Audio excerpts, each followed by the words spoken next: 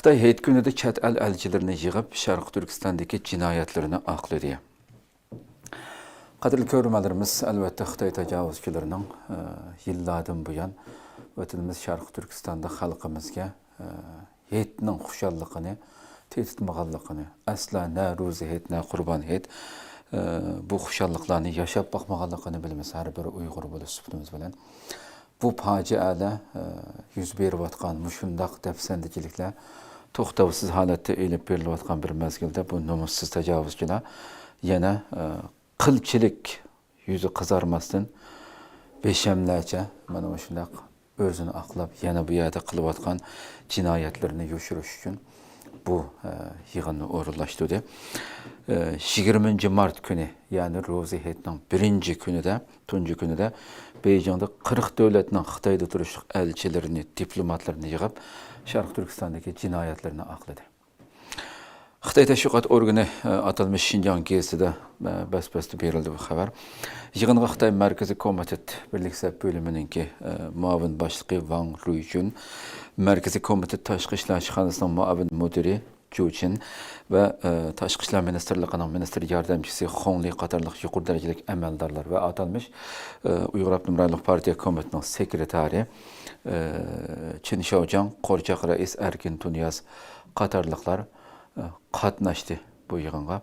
Qatnaşıp elbette vatanımızı qılıb atqan bastırışlarını, cinayetlerini bir yere aqlab bu elçilərə. Bu elçilərin ki 40 nəşriyyatının həmmisi qaraydıgan bolsaq mı, həmmisi yıllardan buyan BDT yığılırdı Xitayның ki Xitay tərəf durub avaz qoşub kelib atqan, Xitayğa bir şəkildə bağlanıb qalğan, özünün gipini anlaydıgan elçilərini yığılıq. Çünkü başkalarına bu yalğan təşviqatını bu səpsətisini satamaydı da Xitay həmdə. Bu mesela Beycan'da 40 devletinin elçisi yok.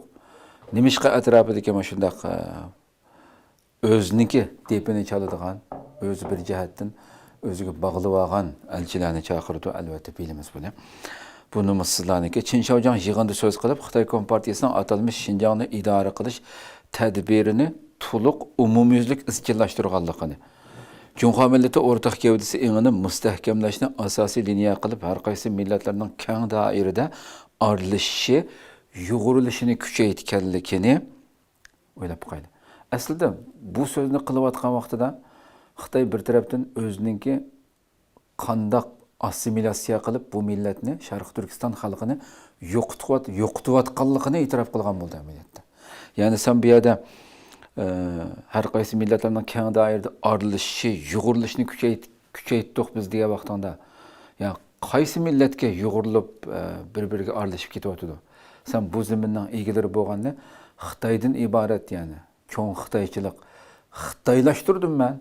Xitay milletinin içine eritip ettim bulan dep əməliyyatda cinayetini bir taraftan eğer de bu yemek içmeklerini mıngısı üçün yegenli bir insan bolsa bir yerde olta Allah'ınki. Əməliyyatda bunu his qıldı. Her qandaq biz sirttin közetküçü mü? Eğer aklığı yegen bolsa bu yegen nəsini, mürüsünün üstüdeki işleydiğen kallı olsa bu ibarələrin həmməsindən Xitayның əməliyyatda qandaq bu milletini assimilasiya qılıb bu Xitayның içine sındırıp, eritip, yoqutub atqanlığını his qilish kerak aslı bu sözlerden. Yani Xitayның tili bu işe muş sözlerinin həmmisi assimilasiyanın en güçlü şekilde icra qılınıb atqanlığını başqa nərsini düşünüş mümkün mü bu sözlerden?